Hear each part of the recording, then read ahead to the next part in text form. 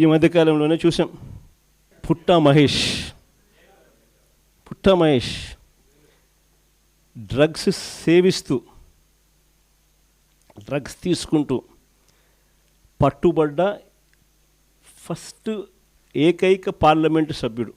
ఇంతవరకు పార్లమెంటు సభ్యుల చరిత్రలో ఈ మాదిరిగా డ్రగ్స్ తీసుకుంటూ, ఈ మాదిరిగా బుక్ అయిన వ్యక్తి పార్లమెంటు చరిత్రలో లేడు.